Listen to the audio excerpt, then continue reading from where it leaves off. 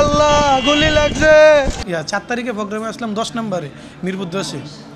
মিরপুর 10-এ যে 4 তারিখে যে মানুষগুলো মারা গেছে ওগুলোর প্রুফ এখনও কেউ বাইর করছে কিনা সেটা আমি জানি না। অন্তত 4 তারিখে অনেক মানুষ মারা গেছে মিরপুরে, এমনকি অনেক আহত নিহত হয়েছে যা বলার বাইরে।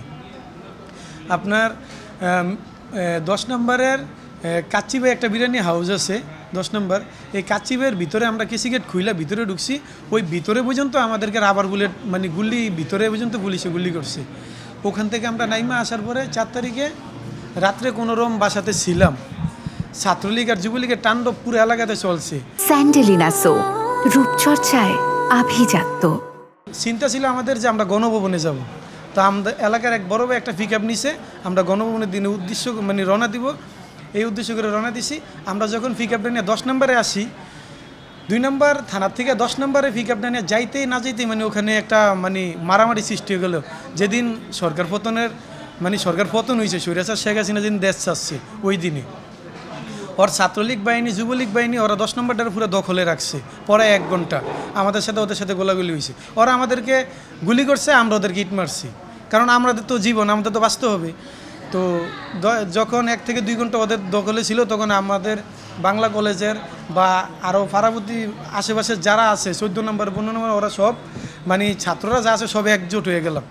হওয়ার পরে আমরা এই বিরিয়ানি কাচ্চিবাই হাউসের সামনে থেকে সবাই আবার ওদেরকে দাওয়া দিলাম। নিখিলে গাড়িটা নিয়ে আইসা থানার সামনে বললো যে 10 মিনিটের ভিতরে পুরো 2 নম্বর থানা ক্লিয়ার চাই। মানে এই কথাটা বলার পরে গেটটা খুলে দিয়া পুলিশ বের হয়ে আসলো। পরাই না হইলো একেবারে নিচে 100 থেকে 150 পুলিশ ছিল ওই জায়গাতে।